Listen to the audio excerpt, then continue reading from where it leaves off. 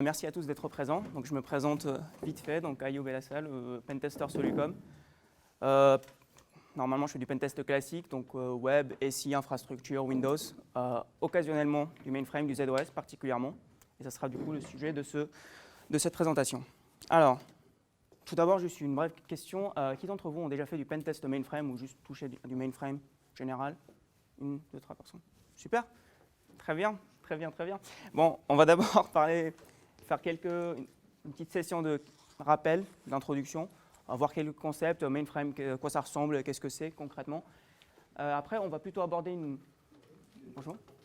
une démarche de pentester classique, à savoir partie reconnaissance. Puis après, on va s'attaquer vraiment à la machine en mode boîte noire, puis voir ce qu'on peut faire, et pareil, en mode boîte grise, et voir ce qu'on peut faire. Donc, un mainframe, avant tout, c'est une machine, c'est du hardware. On parle de hardware quand on parle. On va principalement s'intéresser à la série Z, donc on n'aura pas de S400, System I, System P. On va principalement s'intéresser à la série Z qui est parue vers les débuts des années 2000. Alors, comme vous le voyez, les spécifications matérielles, on est sur du 60 à 90 processeurs à usage général, 280 processeurs, par exemple, si jamais l'un des autres processeurs tombe en panne. Donc, on n'est pas sur un système qu'on peut appeler comme relique, parce que généralement, lorsqu'on parle avec des clients, on leur parle de mainframe. Ils disent, mais en fait, non, ne touchez pas à ça, ne scannez surtout pas ça. C'est très sensible, c'est vieux, c'est là depuis quelques temps. Ce n'est vraiment pas le cas. On est sur de grosses machines, de super machines. Et donc, on va voir plus tard comment ça répond à des scans, etc. Mais donc, globalement, on est sur de grosses machines. Généralement, elles sont chez un hébergeur qui les met à disposition de clients qui lui-même, du coup, l'hébergeur les loue à IBM. Mais généralement, vu que voilà, on a tellement de puissance, on ne va pas tout mettre à disposition d'un seul client. On va répartir ça en partitions, qu'on appelle logical partition, LPAR. Et du coup, chaque LPAR, par exemple, peut bénéficier d'un certain nombre de processeurs, d'un certain nombre de périphériques externes, etc. Donc, on va plutôt parler d'LPAR. C'est ce qu'on rencontre généralement chez les clients. Donc, c'est une machine super puissante, très bien. Qu'est-ce qu'on met dessus? Système d'exploitation, OK. Quel système d'exploitation? Généralement, c'est du ZOS. Donc, c'est le plus fréquent. C'est celui qu'on rencontre le plus souvent. Occasionnellement, on peut voir du ZVM, donc c'est une espèce d'hyperviseur qui permet de faire tourner plusieurs autres machines, donc ZOS entre autres, Windows, Windows, mais système Unix, etc. Celui-là, je ne l'ai jamais rencontré chez des clients, c'est ZTPF, donc celui-là, il est optimisé pour les transactions, donc si on a un moteur transactionnel, qu'on a besoin, par exemple, pour des compagnies aériennes qui ont besoin,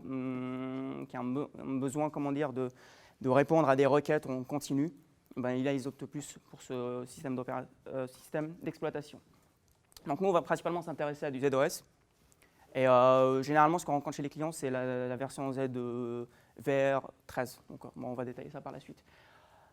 Pourquoi est-ce que c'est utilisé chez les clients? Ça, c'est une question qu'on se pose à chaque fois. Pourquoi c'est toujours d'actualité chez les clients? Parce que, on n'a toujours pas vraiment de remplaçant à ces machines en termes de stabilité.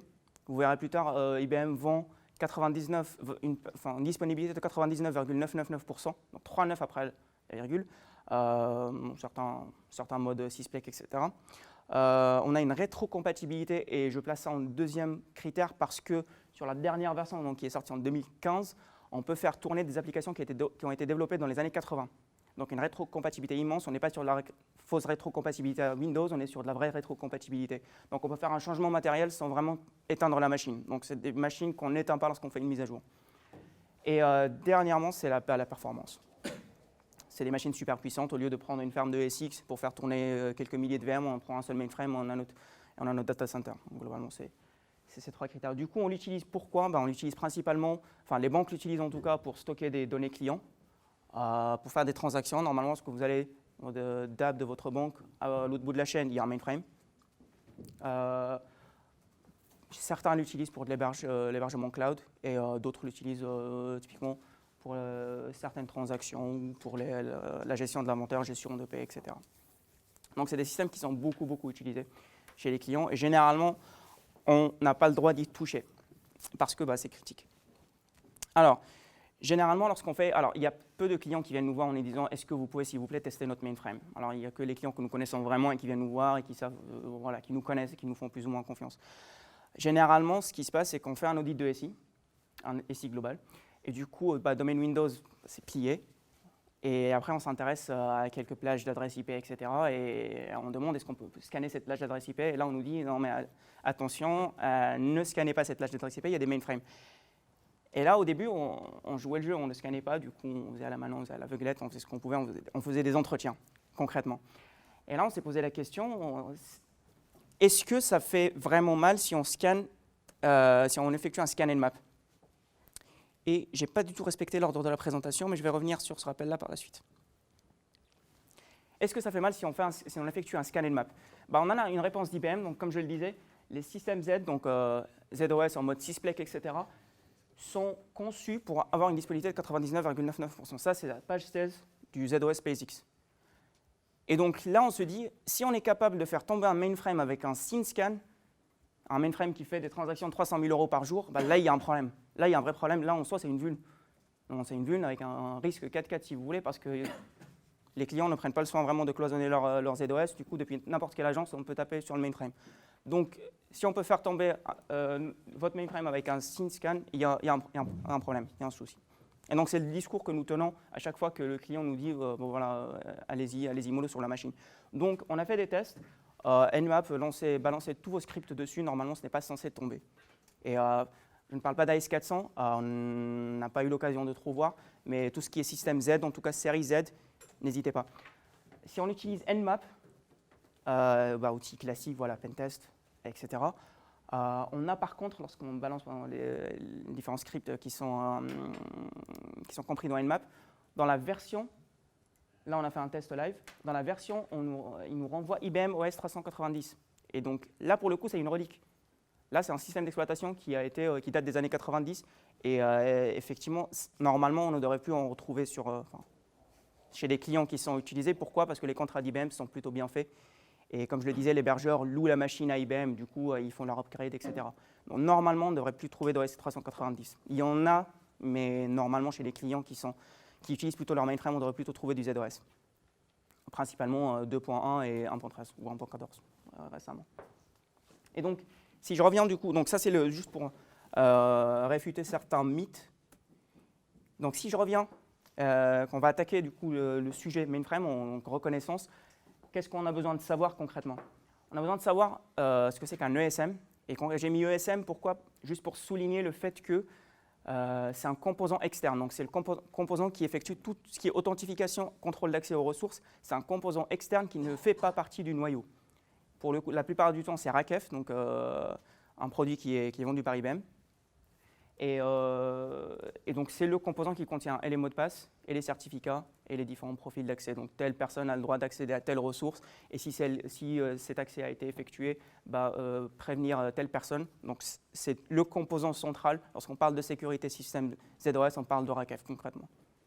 Et comme je le disais, c'est un composant externe. Nous allons voir l'implication que ça a plus tard. Sur ZOS, on a le privilège spécial, qui est équivalent au root. On a le privilège opération, c'est-à-dire qu'un utilisateur, s'il a l'attribut opération, il peut accéder à n'importe quel dataset ou fichier présent sur le système. Et on a l'attribut audit, donc, qui permet de gérer les traces, d'accéder au log SMF, etc. Donc ça, c'est les principaux attributs. Il y en a d'autres, mais ça, c'est les principaux. C'est vraiment principaux. Ce qu'on a vu tout à l'heure sur le screen Nmap, donc TSO, donc c'est l'équivalent du shell sur Windows, c'est l'équivalent d'SSH, ou pardon, Telnet. Donc c'est pour se connecter et exécuter des commandes sur la machine, on passe par TSO, Time Sharing Option. Je parlais de Telnet, donc ça utilise Telnet, c'est Telnet à la sauce IBM. Donc ça utilise le protocole TN3270, pardon. Donc c'est les vieilles machines Green Terminal qui permettent de se connecter au mainframe. Sauf que là, nous, on va utiliser des émulateurs, donc X3270, 3270, Quick Terminal, Easy, Tiny Terminal, etc. Également, si vous effectuez des entretiens avec des sysprog, des sysadministrateurs, ils vont souvent vous parler du monde open sur mainframe. Alors, le monde open, ou OMVS ou USS, c'est Unix, tout simplement. C'est un bon vieux Unix qu'on retrouve imbriqué dans chaque ZOS. Donc, vous faites un pentest ZOS, vous avez une partie pentest Unix, et ça, on sait faire. Donc ça, c'est bien. Donc typiquement, on va parler tout à l'heure d'une attaque sur Logica en 2012. Il ne s'est pas embêté à aller comprendre comment marchait ZOS. Il est passé par Unix, a découvert 2 zero day dessus, et il a rebondi sur ZOS. On va détailler ça par la suite. Et finalement, on a EBCDIC, et donc c'est un char-set qui était utilisé avant ASCII, qui est sur 8 bits, et du coup, si on communique avec ZOS, on communique par défaut en EBCDIC. Donc, voilà. Mais voilà, donc le caractère A, par exemple, c'est 55. Donc voilà, c'est pour le craquage de mot de passe plus tard. Mais voilà. Très bien. Donc, reconnaissance, on était Nmap, et là, on voit notre telnet. Alors, en fait, telnet, ça ne va pas du coup être forcément telnet, ça va être TSO, du coup. Donc, sur le port 23 classique, ou bien sur 1023, 20023, 5023, donc ça dépend. Ça dépend des clients. Donc, là, Nmap nous renvoie un faux résultat, comme je le mentionnais tout à l'heure. Ce qu'on peut faire, c'est bien sûr patcher Nmap, ou plutôt patcher le fichier qui contient les services, les noms des services, et mettre dans ZOS au lieu d'OS 390, histoire d'avoir de jolis screens dans le rapport. Et un autre truc, il ne faut pas se restreindre à un scan Nmap lorsqu'on fait de la reconnaissance. Alors, on est habitué à faire un scan Nmap, puis après de parcourir la liste des ports, et voilà, on a la liste des applications qui sont déployées sur la machine. Là, ce n'est pas vraiment forcément le cas. Pourquoi ? Parce que nous avons une interface qui peut publier d'autres applications. Et du coup, il est intéressant, lorsqu'on a du TSO qui est exposé donc, sur le port 23 classique ou 1023, etc., de faire une capture d'image ou capture de la mire ou la page d'accueil du mainframe pour voir à quoi elle ressemble. Alors, pour voir si on a plusieurs adresses IP, pour voir si c'est le même mainframe derrière plusieurs adresses IP. Et deuxièmement, comme je le disais, parce que comme vous le voyez, on a accès à une application qui, elle, permet d'accéder à plusieurs applications. Donc là, c'est ce qu'on appelle l'interface VETAM. En fait, c'est un driver logiciel du protocole du protocole SNA qui était utilisé par IBM avant TCP/IP. Donc les mainframes entre eux, ils communiquent toujours avec SNA dans un souci de rétrocompatibilité, comme je le disais tout à l'heure. Et donc, on est obligé de passer par VETAM pour accéder à certaines applications qui ont été codées et spécifiquement pour SNA. Donc on a les applications qui écoutent sur des ports qu'on peut adresser via TCP/IP classique, et on a des applications, pour y accéder, il faut passer par VETAM, et ainsi pouvoir y accéder. Donc à quoi ça ressemble? Alors je ne sais pas si c'est assez clair, mais globalement ça ressemble à cette page-là sur TN3270, pareil toujours, et on voit qu'on a une liste d'applications qui sont publiées. Donc à gauche, vous voyez, on a une interface qui est friendly. Donc on a la liste des applications qui sont déployées sur le mainframe. Ça peut être des applications qui sont métiers, donc gestion de la fraude, détection de fraude, gestion des virements, etc. Comme on peut avoir des applications plus techniques, donc à savoir TSO, comme je le disais tout à l'heure, pour accéder au shell et exécuter des commandes, ou d'autres applications qui caissent, etc. À droite, nous avons un mainframe qui est un peu moins friendly, donc c'est une interface VETAM, mais qui ne publie pas les applications, qui ne dit pas quelles applications elle publie. Là, ce qu'on va faire, il y a des outils sur le net qui permettent de brute forcer les applis ID. Parce qu'il y a des applis ID qui sont plus ou moins génériques, donc KeyCase, TSO, IMS, DB2, etc. Et on peut brute forcer cette application-là, et ça fait partie de la reconnaissance, ça nous fournit une base, une base de connaissances ou une base d'applications, une liste d'applications qu'on peut plus tard attaquer. En plus du scan Nmap qui nous liste la liste des ports qui sont publiés, qui sont open. Donc reconnaissance, Nmap, plus énumération des applications qui sont déployées sur VETAM, globalement. Très bien, alors qu'est-ce qu'on peut retrouver sur un ZOS, globalement? On peut retrouver comme je le disais, on a une partie Unix, une partie ZOS, donc sur la partie Unix, on retrouve tout ce qui est classique, donc HTTP, SSH, FTP, donc c'est tout ce qui est classique qu'on sait faire, du pentest qu'on sait faire. Donc HTTP, on peut, application web, injection SQL, XXE, SSRF, tout ce qui est plus classique. SSH, pareil, on sait faire. FTP, je vais en parler par la suite. Et VETAM, je l'ai mis là parce que ça permet d'accéder à plusieurs autres applications qui, par ailleurs, peuvent également être écoutées sur un port différent, bien sûr. Je ne vais pas mentionner MQ, KeyCase, DB2, etc. parce que ça ne tient pas dans une heure et peut-être ça fera l'objet d'un autre talk plus focus, plus spécifique. Donc voilà. Donc on va faire un focus sur chacun de ces services-là et on va voir quels outils on peut utiliser et comment concrètement voir comment ça marche. Les pentester en mode boîte noire et puis boîte grise. Donc TSO, comme je le disais, soit on y accède via VETAM, soit il est directement accessible sur le port 23 ou le port 1023, ou peu importe le port. Donc le compte par défaut, c'est IBM User 6.1, donc c'est la première chose à essayer lorsque on fait un pentest, c'est les comptes par défaut. Généralement, si c'est le premier audit, il est souvent activé si c'est le premier audit du client et que voilà, ne sont pas très au taquet sur la sécurité mainframe, ils vont souvent le laisser activer. Ils ne vont pas forcément l'utiliser, mais ils vont souvent le laisser activer ou l'oublier. Et du coup, à tester, ne pas oublier ça. Alors, lorsqu'on veut se connecter, l'authentification se déroule en 2 étapes sur ZOS ou sur TSO, pour être plus précis. On a l'identification de l'utilisateur, puis après l'authentification avec un mot de passe. Donc déjà là, on a une vulnérabilité qui est l'énumération des noms d'utilisateurs et des noms de comptes valides. Donc ça nous permet déjà d'avoir la liste des noms d'utilisateurs. Il y a des noms d'utilisateurs qui reviennent, donc sec001, dev 6dev, 6proc, 6opera, etc. Donc ça, on peut le retrouver. J'en ai fourni quelques-uns dans la slide qui vient, mais voilà, on verra ça par la suite. Donc déjà, on a un message verbeux qui nous dit si l'utilisateur ou pas existe. Pourquoi c'est intéressant? Parce que du coup, on a la liste des utilisateurs et on peut effectuer une attaque par brute force. Alors autant sur les applications classiques, peut-être qu'on ne prend pas souvent le temps, moi en tout cas je ne prends pas souvent le temps de faire une attaque par brute force, qu'elle soit horizontale ou verticale, parce que je me dis qu'il y a des failles plus intéressantes et que de toute manière, bon voilà, complexité de mot de passe, etc. Autant sur ZOS, c'est l'une des premières choses que je teste. Pourquoi? Parce qu'on a des choses intéressantes au niveau de la politique de mot de passe. Alors, tout d'abord, contrairement à ce que j'ai pu entendre en entretien, je leur disais, bon voilà, je peux brute forcer le nom de compte de l'utilisateur. Ils me disent, ah ben en fait, il y a une politique de mot de passe, au bout de trois échecs de tentative de connexion, on bloque le compte. Ce n'est pas ça, on ne bloque pas le compte lorsqu'on fait un brute force uniquement sur l'identifiant, parce que comme je le disais, ce n'est pas une authentification, c'est une identification. Donc, on renseigne le nom de l'utilisateur, pas le mot de passe. Ça nous valide que l'utilisateur existe, puis après, on renseigne le mot de passe. Donc, l'authentification, elle est après l'identification. Donc, on peut brute forcer l'identification. Premier point. Deuxième point, les mots de passe les plus courants, c'est login de l'utilisateur et 6.1. Pourquoi je prends le temps de mentionner ce point? Parce qu'on a récupéré la base Rakef d'un de nos clients qui était extrêmement sympa, extrêmement généreux, qui nous a filé sa base Rakef. 1000 utilisateurs, on les a cassés. En une journée, je crois qu'on en a cassé 70%. Et je vais expliquer pourquoi, c'est du DES, etc. On en a cassé 70%, on a fait des statistiques. 27% des comptes cassés avaient le mot de passe qui était égal au login. On a fait la même opération sur Windows, on arrivait à des stades de 2-3%. Et encore parce que c'était des comptes qui n'étaient jamais utilisés, etc. Donc la politique de mot de passe ne s'est pas vraiment appliquée. Donc brute force horizontale à tester. Et généralement, ça permet d'accéder au mainframe, au moins avec les privilèges d'opération. Pourquoi? Parce qu'il y a des comptes de secours, etc. Cibler les comptes de formation, de recettes. Je vais vous donner après une liste. Recettes, formation, secours, voilà, globalement. Au niveau de la politique de mot de passe, on va souvent vous dire, écoutez, il y a une politique de mot de passe, donc n'allez pas fort avec tout ce qui est attaque brute force verticale, donc un user, plusieurs mots de passe. Mais la politique de mot de passe, ce qu'il faut savoir, c'est que les mots de passe sont limités à 8 caractères. Sur TSO, les noms d'utilisateurs sont limités à 7 caractères. Parenthèse. La casse n'est pas prise en compte et je n'ai jamais vu un mainframe ou un S400 où il y avait la casse. On va vous dire qu'il y a la casse, vérifiez, demandez un test. Pourquoi? Parce qu'il y a des applications, il y a toujours une application codée dans les années 80 qui ne prend pas d'input en minuscules.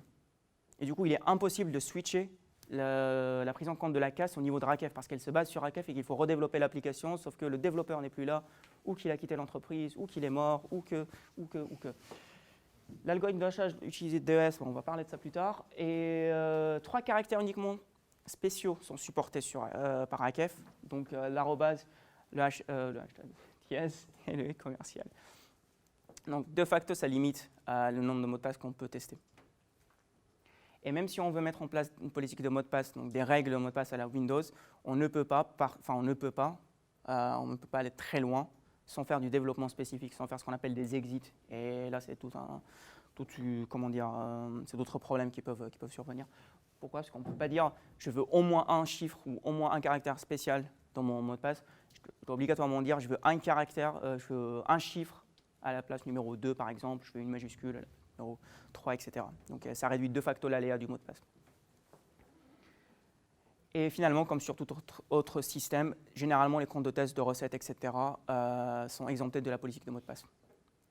Donc on peut dire qu'il y a une politique de mot de passe globale, mais on peut dire sur certains comptes, ce n'est pas grave si on met un mot de passe trivial, etc. parce que c'est des comptes de test qui sont souvent utilisés, etc. Donc voilà, juste plein de points qui font que brute force horizontale, ça donne beaucoup de résultats. Brute force verticale sur des comptes de test, comptes de recettes, comptes de formation, backup, ça en vaut vraiment le coup, donc n'hésitez pas, prenez le temps de faire une attaque par brute force. Quelques exemples de comptes. Ça, c'est des exemples de comptes qu'on a vus chez nos clients, donc 6dev, 6prog, RSA. C'est juste la nomenclature qui, je trouve pas mal pour s'inspirer, pour construire sa sa word list. Donc voilà, généralement sur de 5 à 6 caractères, généralement. C'est trigramme. Et on a un outil de brute force si vous ne voulez pas passer 2 heures à coder ça en Python. Bon, il y a un outil qui est disponible sur GitHub de Phil Young. Alors, il y en a qui pourraient me dire, mais en fait, pourquoi s'embêter à brute forcer? C'est du telnet, en fait, de l'interception réseau. Et effectivement, Ethercap supporte TN3270, et donc la conversion WebCD à ASCII, tout ça. Et donc, vous lancez Ethercap sur le bon VLAN, etc. Vous allez prendre votre café, vous avez votre compte spécial. C'est juste, si vous faites l'interception classique Wireshark, cochez la case EBCDIC. Comme ça, vous faites la traduction d'EBCDIC à ASCII. Comme ça, vous pouvez voir vraiment le mot de passe. Sinon, c'est juste des caractères aléatoires qui apparaissent. Donc voilà. Maintenant, on peut faire du chiffrement. Et quelques clients en font. Je crois que j'en ai vu qu'un seul, par contre, qui en faisait vraiment. Et on peut faire du chiffrement. Et la version 1.13 de ZOS ne supporte plus par défaut du coup SSL v2, ce qui est une bonne chose. La version 2.1 ne supporte plus SSL v3 par défaut. Donc on a toujours TLS 1.0. Ce n'est pas l'état de l'art, je vous l'accorde, mais c'est déjà ça. Lorsqu'on regarde la suite algorithmique, les suites algorithmiques qui sont supportées par défaut, les algorithmes qui sont supportés par défaut sur ZOS, on a par défaut RC4 en premier, 128 bits, donc ce n'est pas du RC4 export, c'est déjà bien, ce n'est pas du DES, c'est déjà bien. Donc on n'est pas sur l'état de l'art encore une fois, mais on n'est pas loin. Donc voilà, il faut juste réarranger les algorithmes, etc. Donc ce n'est pas très grave en soi, des vulnérabilités plus critiques. Entre autres, que les clients TN3270 ne vérifient pas la validité du certificat. Et moi, je l'ai vérifié que sur X3270, Quick 3270, et c'est tout. Alors, si vous avez des rex, n'hésitez pas. Mais dans la DEFCON, il disait que voilà, la personne disait qu'elle avait fait plus de tests et que effectivement, ce n'était pas supporté. Donc voilà, si vous avez des rex, n'hésitez pas. Mais voilà, sur les 2 clients que moi j'ai testés, a priori, ils ne vérifient pas le certificat. C'était signé, auto-signé, et ils ne disaient pas, ne renvoyaient pas d'alerte. Donc voilà, finalement, l'interception réseau, c'est toujours d'actualité, donc n'hésitez pas. Là, j'ai juste mis quelques captures de mainframe qui sont exposées sur Internet parce que c'est toujours drôle. Bon, du Nissan, du Isuzu, etc. Voilà. Souvent, un sujet qui revient souvent lorsqu'on parle on discute avec des développeurs, des sysprog, même des clients, des fois, c'est est-ce que ça en vaut le coup d'avoir un référentiel de développement sécurisé sur mainframe? Est-ce que ça vaut le coup d'intégrer la sécurité dans les développements mainframe? Leur argument étant que il n'y a pas de buffer overflow sur COBOL. Soit.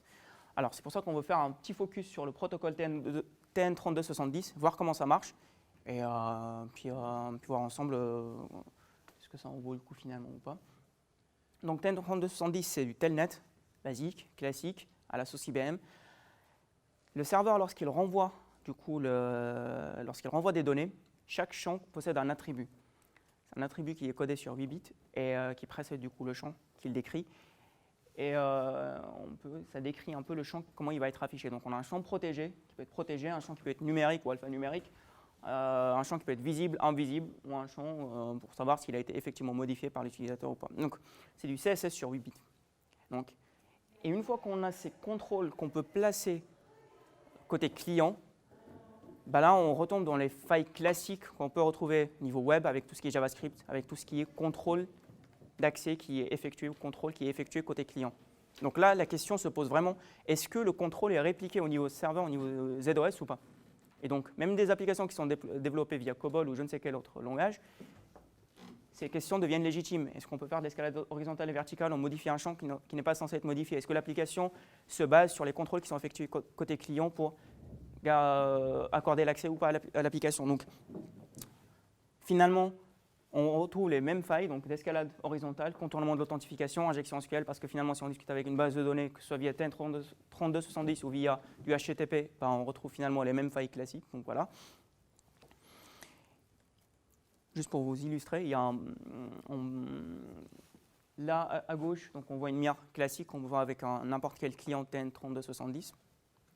À droite, on a installé un petit intercepteur qui s'appelle BIRP, comme burp pour web. Et du coup, on voit apparaître de nouveaux champs qui nous permettent d'accéder à de nouvelles applications. Et donc, à voir, est-ce que parce que ces applications sont invisibles, il n'y a pas d'authentification? Est-ce que ces menus permettent de faire autre chose? C'est le menu admin? C'est des questions légitimes. Donc oui, le développement sécurisé sur COBOL, ça existe, ça devrait exister. On devrait avoir un référentiel au sein de l'entreprise, comment développer en COBOL. c'est tout à fait normal et logique. Donc j'ai mis deux outils. Le premier, donc, voilà, ça fait un intercepteur BORP classique web, mais pour TN3270, qui est assez intéressant à utiliser. Et le deuxième, c'est pour faire de l'interception en man in the middle, pour voilà, mettre son propre certificat, etc.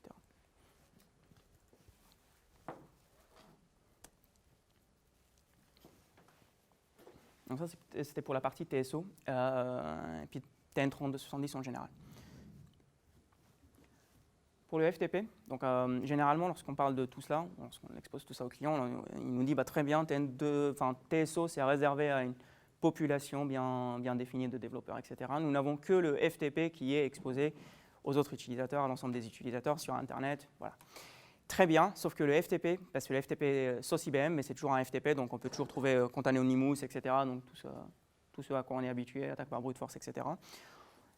C'est directement hébergé sur l'environnement Unix. Donc, si on passe par FTP, on est sur l'environnement Unix, puis après, il faut rebondir sur l'environnement ZOS. Donc, on va voir comment faire tout ça par la suite. Donc, FTP, classique, pas vraiment, parce qu'il y a une fonction qui a été introduite par IBM dans ce FTP qui est, alors, si on reprend la doc d'IBM, ça permet d'insérer des jobs dans le JES. Donc, JES, c'est l'ordonnanceur de tâches. C'est la file d'attente des jobs. Les jobs, c'est les tâches qui peuvent être exécutées sur le système. Donc, globalement, via FTP, on peut pousser des tâches qui peuvent être après exécutées sur le système. Donc, même si on n'a pas d'accès à TSO, si on veut exécuter des commandes, on peut toujours passer par FTP. Et c'est ça qui est intéressant. Donc, maintenant, d'un point de vue attaquant, on a récupéré des credentials FTP qui ne sont valides que sur FTP, pas sur TSO, parce que ça a été configuré comme ça sur RACF, etc. Qu'est-ce qu'on peut en faire concrètement? Bah, l'idée serait de uploader un netcat classique, on sait faire. Netcat, on upload un netcat, on upload un patch ou un job qui est codé avec du JCL, donc c'est le langage qui est sur mainframe, qui va exécuter ce netcat et qui va nous filer un reverse shell. Donc ça, c'est la théorie. Sauf que il y a des problématiques qu'on rencontre. Alors, si on veut vraiment développer ça, netcat, ça communique en ASCII, en EBCDIC, très bien, on va recompiler netcat, pas de souci. Le JCL, c'est compliqué, c'est atroce. Et si vous cherchez des tutos, des aides en ligne, la communauté est assez restreinte et assez fermée, du coup c'est assez compliqué, ça va prendre des jours et des jours. Ce qu'on va faire, c'est qu'on va juste regarder une bonne vidéo de DEFCON 20, et un bon monsieur qui s'appelle Phil Young a déjà développé ça. Et donc, on a c'est avec Python en plus, et on lance notre Python, credentials FTP, ça upload un netcat, je crois qu'il l'avait codé en Rex, et ça communique en EBCDIC. Il upload le JCL qui exécute le netcat, et on a un reverse shell. Il a intégré ça à Metasploit récemment, enfin le shell, donc ça c'est intéressant. Donc voilà, c'est un petit outil qu'il est sympa d'avoir sous le coude. Donc là, on a fini toute la partie boîte noire. Donc ce qu'on a vu, c'est scan and map, très bien. Ne pas oublier VTAM pour avoir la liste des applications. FTP, on peut exécuter du code. Donc voilà. Brute force sur TSO, ne pas hésiter. Brute force horizontale, verticale. Possibilité d'énumération des users. Interception TN3270 parce que le chiffrement n'est pas parce que les clients ne vérifient pas le certificat. Donc pas mal de points d'entrée qui permettent finalement de s'introduire sur le système. Donc maintenant qu'on s'est introduit sur le système, on va avoir face à nous RACF. Alors RACF, comme je le disais, c'est un composant externe. Donc le premier mainframe, c'est des années 1960, etc. RACF, c'est 1976, c'est vous dire. Et donc en fait, c'est un composant externe qui est livré par défaut avec ZOS. Donc c'est un composant externe qui se greffe à l'OS et qui permet du coup d'améliorer et de fournir un vrai contrôle d'accès. Donc ça permet de gérer, donc ça contient déjà les mots de passe des utilisateurs, la base RACF contient les hashes des utilisateurs, ça contient le profil d'accès à chaque ressource qui est définie sur le système. Et par ressource, j'entends commande, j'entends package installé, j'entends dataset ou fichier. Donc ça contrôle vraiment toute la sécurité de l'OS. Et on a plusieurs attributs, comme je le disais tout à l'heure, spécial, operation, operator, operations, auditor, etc. Donc c'est le composant qu'il faut viser. Comme je le disais, notre client qui nous avait fourni un petit extract, juste pour vous montrer à quoi ça ressemble, un petit extract des règles RACF. Donc nous avons premièrement le type. Donc je n'ai pas repris tous les attributs, j'ai juste repris les champs qui sont intéressants. Donc le type de la ressource protégée, le nom. Vous voyez que là, on n'est pas sur une notion de répertoire, mais on est sur une notion de catalogue. Donc j'ai envie de dire, c'est comme du DNS. Ça, on ne va pas avoir slash opt slash www slash site slash machin, on va avoir opt.www. Machin. Donc, pour faire office de répertoire. Et donc, on a 6.1.rakef, donc ça c'est le catalogue qui contient la base rakef. On a l'UACC, donc c'est le contrôle d'accès universel. Donc on va revenir sur ça par la suite. Le owner du profil, l'utilisateur qui est ciblé par le profil, et finalement le privilège qui est accordé à l'utilisateur. Très bien. Rakef, c'est joli, c'est bien, c'est atrocement complexe. Juste pour vous expliquer comment mettre en place un profil à Rakef ou comment créer, globalement comment ça se passe. On alloue de l'espace pour créer un fichier. On crée ensuite le fichier, on écrit ce qu'on veut dessus. On crée un profil, on l'associe au fichier et on applique une règle à ce profil. C'est compliqué à ce point-là. Donc c'est 4 ou 5 étapes avant de protéger une ressource. C'est atrocement compliqué, donc c'est très bien fait. On peut aller très loin avec Rakef, mais c'est tellement difficile que c'est atrocement difficile de le configurer. Et du coup, il y a forcément des ratés, il y a forcément des loupés dans la configuration. Donc déjà, le premier point qui, moi, m'a choqué à propos de Rakef, c'est qu'on a une option, c'est qu'il n'est pas activé par défaut. Rakef n'est pas activé par défaut. Rakef a été rajouté pour protéger des ressources critiques sur le système. Donc on a un système sans protection et on se dit, ce fichier-là est intéressant, j'ai envie de le protéger. OK, très bien, bah, j'utilise Rakef. C'est-à-dire que tous les autres fichiers sont par défaut, peuvent ne pas être protégés. On n'est pas sur un système Unix ou Windows où tous les fichiers, toutes les ressources possèdent des ACL par défaut. Là, on est sur un système où il se peut que certains fichiers, certains catalogues ne soient pas couverts par cette règle-là et que du coup, ils soient accessibles par n'importe quel autre utilisateur. Donc, c'est là où on parle de l'option Protect All. Est-ce que Rakef couvre tous les fichiers? Et ça, c'est une question légitime en entretien, qu'on peut par la suite vérifier, bien sûr. Donc, si on a Protect All en mode warning, ça veut dire que si on a un fichier qui n'est pas protégé par Rakef, qui ne possède pas de contrôle d'accès au niveau de Rakef et qu'on y accède, ben, il y a un warning qui est levé au niveau du Security Officer, sauf que qui regarde les logs, bien sûr. Et s'il faut qu'il soit normalement en mode fail, c'est-à-dire ne pas autoriser l'accès. Donc voilà. Donc même lorsqu'on a, donc imaginons, pour l'instant, on a un système qui depuis 20 ans tourne comme ça, donc en mode warning seulement, et qu'une fois on a un audit et on nous dit très bien, bah, écoutez, mettez-le en mode fail. Bon, très bien, les équipes veulent le faire, mais c'est atrocement compliqué, il y a tellement de ressources, tellement de fichiers sur le système, etc. Qu'est-ce qu'on fait? Bah, on met quand même le Protect All en mode fail, c'est-à-dire qu'on n'autorise pas l'accès tant qu'il n'y a pas de contrôle d'accès, et on met en place des contrôles d'accès en mode accès à tout le monde. Et c'est ce qu'on a rencontré chez ce client-là, justement. Donc, on avait des accès universels qui étaient à read ou alter par défaut. Donc, si on revient sur la slide suivante, comme vous voyez sur le deuxième tableau, on a dataset. Là, j'ai un peu flouté, mais c'est les répertoires personnels des utilisateurs. Et il y en avait beaucoup qui avaient le privilège spécial. Et leurs fichiers personnels, donc leurs scripts qu'ils utilisaient, les extracts de données qu'ils mettaient temporairement sur leur répertoire personnel qu'ils utilisaient, etc., pour tester les commandes, etc., étaient en mode alter pour tout le monde. Donc on pouvait non seulement récupérer les mots de passe, etc., mais on peut également accéder aux données. Donc très bien. Donc comme je le disais, beaucoup de moyens de contourner Rakef. Là j'en ai listé quelques-uns. Le UACC, comme je le disais, donc l'accès par défaut qui est défini à RIT. Donc là, on contourne, enfin pas vraiment on contourne Rakef, mais voilà, c'est une option qui permet de contourner le contrôle d'accès. Comme je le disais tout à l'heure, Rakef, c'est un composant externe. Et TSO, bah, du coup, peut choisir de s'appuyer sur Rakef, comme il peut choisir de ne pas s'appuyer sur Rakef. Voilà. Et donc, si jamais Rakef tombe en panne, il y a une option dégradée qui permet quand même d'accéder au système via TSO. Ce qu'on appelle un fichier qui s'appelle le 6.1 UADS, qui contient du coup des mots de passe et des comptes en clair. Donc si jamais Rakef tombe en panne, on peut toujours accéder au système via TSO. Donc si on est en boîte grise, ne pas hésiter à consulter ce fichier qui peut contenir des mots de passe également. On a l'attribut opération, comme je le disais, qui est souvent accordé à certains comptes de test, etc. Donc voilà, qui permet de contourner tous les privilèges Rakef. On a l'attribut NoPass. Alors certaines applications, typiquement toutes les applications métiers, enfin pas toutes les applications, mais certaines applications métiers peuvent disposer de ce privilège pour créer des fichiers un peu n'importe où sur le système, etc. Ça facilite la gestion des droits. Et du coup, ils ont un privilège qui s'appelle Trusted NoPass, c'est-à-dire qu'ils n'ont pas besoin d'être soumis à Rakef, qu'ils peuvent contourner Rakef. Du coup, si on compromet cette application, qu'elle soit web ou qu'elle soit déployée via Kickass, etc., bon, on peut l'utiliser pour accéder au système de fichiers. Donc typiquement, ce qu'on avait chez notre client, c'était une application qui était déployée sur Keycase, donc c'est un moteur transactionnel, voilà. Et on pouvait faire appel, il y avait des fonctions d'administration qui n'étaient pas bloquées, donc on pouvait faire appel à des fonctions d'administration pour demander à l'application de nous récupérer des fichiers. Et vu qu'elle avait les privilèges trusted, c'était win-win.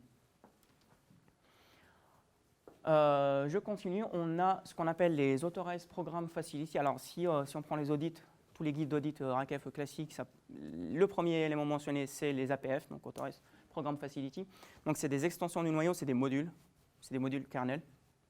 Et du coup, des fois, en fait, on peut trouver des APF en mode alter. Pour les exploiter, bon courage. Je crois que j'ai vu qu'un seul document qui disait concrètement comment les exploiter, mais ça requiert une expertise énorme. Et si vous avez des pointeurs, n'hésitez pas. Et finalement, on peut les retrouver également sur l'environnement Unix, bien sûr. Et on a finalement le security dans l'environnement Unix. Donc voilà, globalement, toutes les manières de contourner RACF. Maintenant, si on veut faire une élévation de privilèges, on a différents moyens, mais on va plutôt adopter en premier lieu, la méthode classique qui est la recherche d'informations. Donc, comme je le disais, on arrive sur ZOS, on bascule directement sur Unix, généralement. Enfin, il faut posséder explicitement le privilège de basculer sur Unix, mais généralement, on l'a. Du coup, on est sur ZOS, on bascule sur OMVS, on tape OMVS dans TSO, et on est sur un environnement Unix avec un shell classique, et on a accès à toutes les commandes classiques d'Unix, donc find, grep, cp, cat, more, etc. Et donc là, on est dans un environnement familier, on peut récupérer des fichiers, consulter des données, etc. On n'a pas le etc/shadow par contre, parce que c'est RACF qui gère la base. Et voilà, globalement. Donc, si on veut, depuis l'environnement Unix, rebondir sur l'environnement ZOS, on rajoute les deux anti-slash avant le nom du fichier. Et donc, typiquement, ce qu'on peut imaginer, et c'est ce qui a été fait dans l'attaque Logica en 2012, c'est un script en Rex qui permet de qui parcourt tous les fichiers et qui récupère les fichiers auxquels il a accès tout simplement. C'est aussi simple que ça. Donc on parcourt un catalogue, on récupère les fichiers, on regarde si on a récupéré des mots de passe et on continue. Ça ressemble à ça. Pardon, Rex c'est un langage de scripting, c'est Python. Enfin, c'est Python sur ZOS, équivalent. Pardon. Donc voilà, j'ai mis un lien pour des outils en Rex. C'est un langage facile, c'est plus light que le JCL qui est vraiment un langage un peu plus dur et un peu plus historique qui n'est pas si facilement accessible. Et donc là, je montre juste des screens grep, on a les options classiques, mode regex, etc. Non, maintenant, on peut faire ça. Si on a le privilège spécial et que ça intéresse le client, on peut récupérer la base des mots de passe. Là, je rappelle juste la politique de mot de passe pour bien construire sa word list. La base de données est située, donc on peut la voir via la commande rvarylist sur TSO.